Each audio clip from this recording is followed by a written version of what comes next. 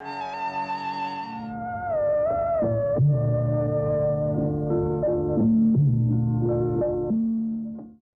Delhi, the situation that it created was that the bulk of the police in Delhi were Muslim, and they all decided to choose Pakistan. Most of them, or not, I won't say all, but an overwhelming majority. And the task of removing the corpses was assigned to one, to Boga, and he did it most efficiently.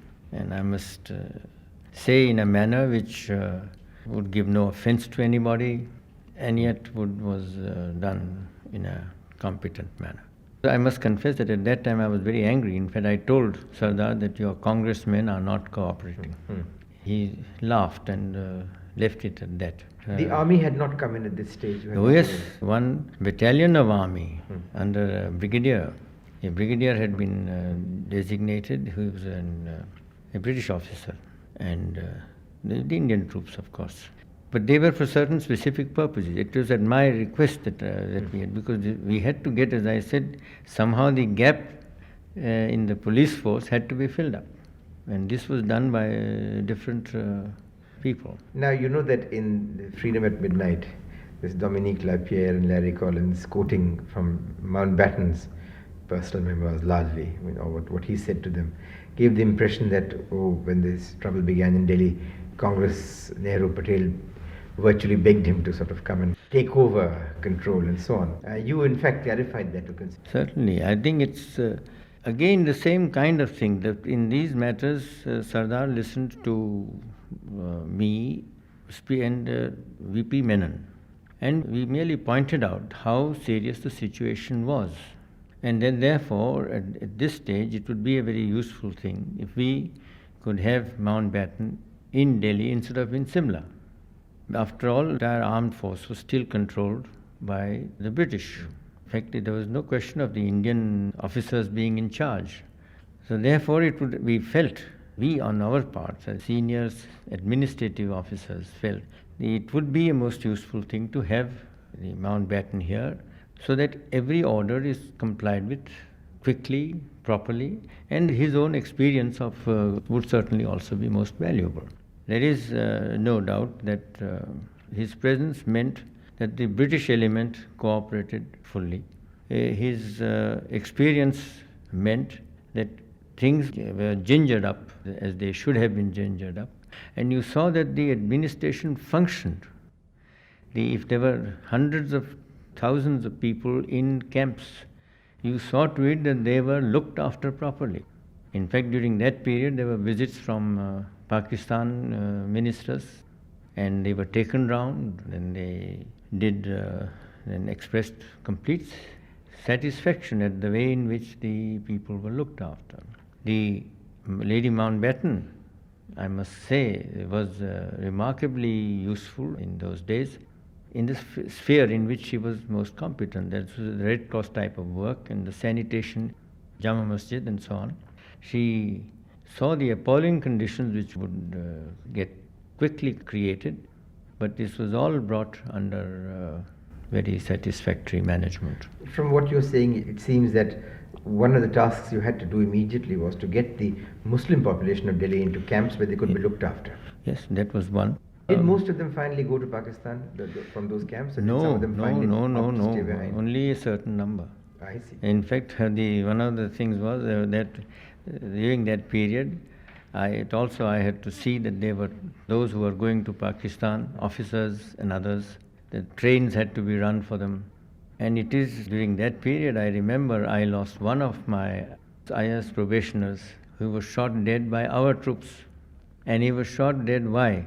Because he was trying to prevent certain people from ill-treating some of the refugees who were going along. During that period, through a misunderstanding, he got shot. Similarly, an ICS officer was also shot dead. But I mentioned this, that the variety of duties that had to be done. In this, I was going to say, a lot of wives of officers in New Delhi assisted also, like Mrs. B.K. Nehru, Mrs. R.K. Nehru, Taya Zinkin. I used to take some of them in my car every morning when I used to go, because they said they would like to come along and do. Because in the control room, there were so many duties that had to be discharged. You needed people to work, volunteers, besides serving officers as well as volunteers. And from this control room, officers were placed in each of these refugee camps also, so that we know what their needs are, requirements are, and see they're attended to immediately. I think the work that L.K. Jha and K.V. Lal had to do was also quite onerous. And in the evening, I would take meetings and give instructions, which would continue and so on. So I think the machinery got functioning very satisfactorily. During that period, one day, we flew over the refugees who were coming from Pakistan to India and India to Pakistan. This was when Mountbatten, Nehru, Sardar Patel flew over and saw the really extraordinary sight of these two columns going along with a very short distance separating them. It was the most moving sight that you could think of. Soon after I landed, a message came that the certain section run out of food could be organized to send this. Do you know a message I put out on the radio, a call, plus in other ways, saying that we would like so many chapatis and sukhi bhaji and so on by this evening, and those who are willing to help may kindly help. This is how it should be. Detailed instructions were given for the packing. Within a matter of few hours, we had enormous quantity of this foodstuff, which was immediately taken up. And this is a very vivid memory because I thought it was so remarkable that at a time when the city was still strife-torn, there was no hesitation on the part of almost every household must have fallen in and produced something. But the message was from a column going to Pakistan or a column coming from? Both sides. But they ran out of food? Run out of food. Coming now to the Mundra case, it was a breaking point in a sense. Would you like to tell us just precisely what happened? There was a question arose really out of Mundra was one of the persons who rose rapidly in wealth because of his ability and courage. I think it was not as if he was a scoundrel in any greater sense than any other industrialist. But he knew how to manipulate shares, markets, stock exchanges, and the corporate organizations. Besides, he was ability to administer and manage things also. I mean, his industries, his companies which he controlled, did run efficiently and make money also. It wasn't as if it was all built on sand, his whole empire. But his empire was built rapidly because he was also able to manipulate on the stock exchanges and purchase shares and so forth. Now, in that process, he had got into difficulties. Which difficulties, if he were allowed to collapse, would have created a situation which it was felt might be unsatisfactory from the country's economy point of view. This was a view, this particular matter was discussed in fact in Calcutta and then in Bombay. In fact, it had been decided for Finance Minister, the Governor of the Reserve Bank and myself as Finance Secretary to visit Calcutta in general, not just this matter, but generally view the economic situation and the economy. And in that same process, we went on to Bombay from thereafter. And it is in Bombay that, course of this same visit, the discussion, the Mundra came along with his problem of the shares which he must dispose of if he was to meet certain charges, big payments that he had to make. In Bombay, when this had been discussed in Calcutta, where it was felt that we should see what could be done to help. He came to Bombay, and I remember distinctly, we were sitting in the Governor of the Reserve Bank's room, and when this matter came up, TTK said, all right, you go along and talk this, see what the matter is. So I went and took along with me Bhattacharya, who was then the chairman of the Imperial State Bank. And we talked with the matter and said that, well, certain of the shares that he was offering were sound and could be taken.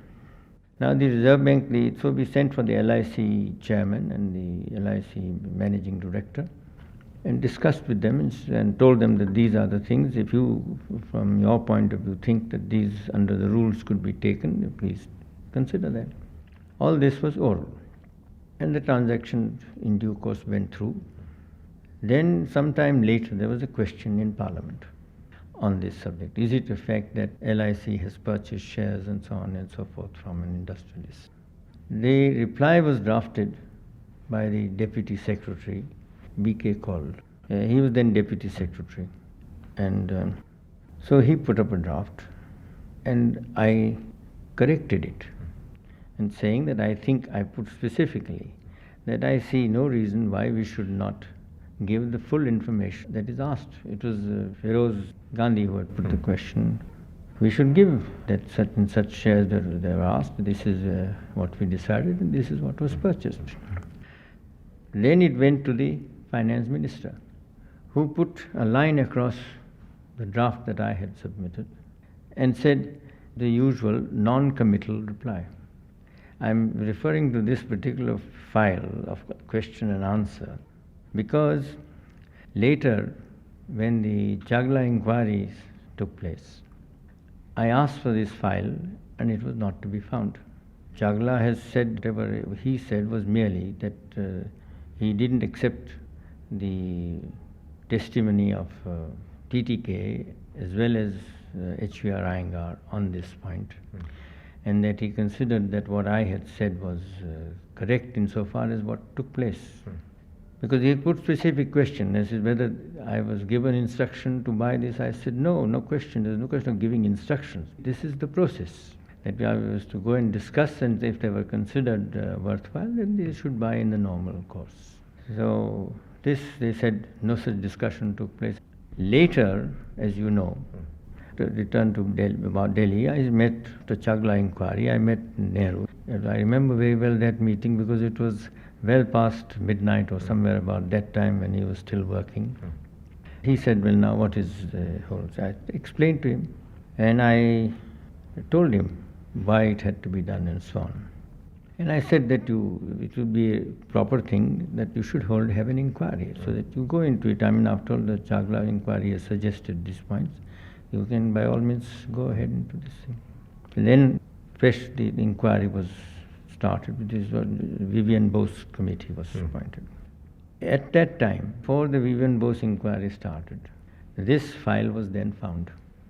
And in the cabinet meeting, it was produced. In what context it was produced, I don't remember now. But it was produced. And when that was seen, Maulana Azad said, this really shows very clearly who was, for TTK to have said that he did not know can never be correct, because here is this question and answer which is clear. And I remember being rung up by somebody, one of the cabinet people, saying that this has been found and it completely exonerates you to our mind. I mention this again because this file later on merely... So, Chagla certainly did not say that I was to be blamed as such. But at the same time, certainly I was considered to have been responsible for instructing the LIC people to go for these shares. Vivian Bose, the point that they were asked for, whether there was negligence I had exceeded my powers was one, and whether I had been negligent in giving instructions. So far as exceeding powers was said, that I certainly hadn't exceeded my powers in any way, but that I had been negligent in not making clear how the LIC should have operated. My point was that normally one doesn't, when you talk to the senior officers, you assume certain things would be done. That is to say, if you are going to buy in LIC, then you buy according to your normal procedure. Just for clarification, what in fact did the LIC do? The point was that they are supposed to have bought some shares at a price higher than the market price, which was only nominal. It wasn't really higher or lower, but they didn't buy it at the market quotation. Whereas I had these said... were genuine shares? Genuine shares. There was no question of swindling the public with the shares? Not in the least. They all made money on them. The LIC must have on balance made money. It so happened that one of the shares was priced with slightly higher than the market price, but I had said it should be brought at the market price. Can I now ask you, what precisely made you decide to resign on the issue? I may tell you that after all these inquiries were over, and the Union Public Service Commission had exonerated me. In fact, they said that had I not acted as I did, I should have really been held responsible. Then I got a letter from the cabinet secretary inviting me to rejoin. I wrote a letter then that I had decided not to rejoin because it seemed to me I would not be able to discharge my duties in whatever position they appointed me, which would have to be necessarily a very senior one. Then the government would not find it possible to repose that confidence in me, which is very necessary. It should be reposed in a senior officer. It's much better that I resign. And that reason was, I think it has a genuine reason because seemed to me then certainly, and I don't think there's any reason for me to change that view since. After you left the civil service, tell me briefly, until let's say you joined the Swatantra Party, how did you decide to go into politics? After I retired, I went to a newly established rural university. It was an education society which had been established in 1946, and I went there to work as chairman of that society. That society had been organized in order to establish educational institutions for higher education in rural area. Until at that time, there would be no college except in large cities. Colleges were only in large cities. Therefore, it meant that students from villages had to go to the cities, and that meant more money, more expenditure, so the number who went was small. This, it was felt, was not right, and therefore, with the approval of Sardar, this society was formed to establish a kind of a university township. The proposition was put to, it went up to Gandhiji to seek his approval. In those days, that was the way in which things were done. There were two people. One was an educationist, retired educationist, and the other was a retired engineer, was superintending engineer in Sindh in the early days, which is where I knew him. And so they started this society. The first college established was a Science and Arts College, named after Vittalbhai Patel. The next college was an engineering college, which was opened in 48 by Mountbatten. And in the next year, they started a commerce college. These three colleges were started. There was nothing in that place. It was a barren place. So the land was donated by the people. This is where exactly now? This is a place 4 miles from Anand. The whole scheme is an interesting scheme. The engineer worked at kind of town planning, which said, if you give to me 600 acres or 800 acres of land, I would be able to have a township here planned and these colleges and so on. He said that if you give me 1 acre of land, you will get 3/8 of it back. So, in the form of building plot. Yes. 500 yard, 1000 yard building plots. The land at that time was worth perhaps 300-400 rupees an acre. And so the man may have got back 500 yards or several plots of 1000 yards. Today, each 500 yard plot is worth perhaps a lakh of rupees, 25,000 or a lakh of rupees. And they had the happiness of giving something and at the same time receiving back many times, several times, sacrifice they may have made initially. And so that a really very good township has come into being. But when I retired and went there in 59, really there were very few houses that come up. There were probably no roads, no water supply in a proper way, or electricity. Today it's a very large, it's grown into a largish township, small town. All the plots have been built upon. practically. Educational institutions of every faculty, that is, there is an engineering college, a polytechnic, commerce college, there is a pharmacy college. Of course, the university has come up in 56, in 10 years. Government gave us statutory university. But the university had the radius of 5 miles radius of Vallabh Vidyanagar. It was named after Vallabh. The township was named in the foundation by Nehru. And Rajendra Prasad opened the Commerce College. So almost every leader of that at that time had come and blessed this institution. And as I say today, all the faculties, every faculty is there except medical. And I am now engaged in building a big hospital, 800-bed hospital, and it is already 500 beds are ready. It is 1.5 miles from Karamsad, which is Sardar's village. And this hospital and medical college, I hope when it comes up, will be near Karamsad, within 4 kilometers of Vallabh Vidyanagar. That is, it had to go there because the 100 acres of land were given by the village. I've already spent 5-6 crores of rupees. Quite a big institution has come up. And all of it without any assistance from government. It was the same with the Vallabh Vidyanagar also. There are 12,000 students studying in this place. Hostel accommodation for between 3,000 and 4,000 students. So it's quite a sizable township. See, as you can imagine, a great many come from outside this Vallabh Vidyanagar and from some considerable distance. So therefore, hostel accommodation has to be there. And therefore, the practice has developed. The people who built houses, who wrote plots and who built houses, are taking students as stay during term time. This I was able really, in fact, it hadn't got off the ground until 1959 in one sense. And as I said, very few houses had been built by then. And I was able to give it a push only by creating an industrial estate outside.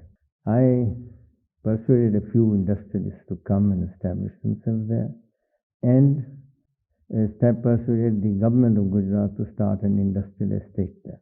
Today it is one of the most active and flourishing industrial estates in Gujarat. There are over 200 to 250 units functioning there, and half a dozen industrial units of a larger size. So, and all those workers now come from surrounding villages. But the advantage, this one reason for this to flourish straight away was because senior executives would come there without any difficulty, because their children's education problem was solved, and their housing problem was solved because the people started constructing houses straight away to give accommodation to these people. So it enabled the rapid development of Vallabh Vidyanagar itself, and at the same time, flourishing industrial estate was brought up. To my mind, this is the kind of thing which needs doing on a larger scale throughout the country, because this is the way you can disperse industries in a sound way.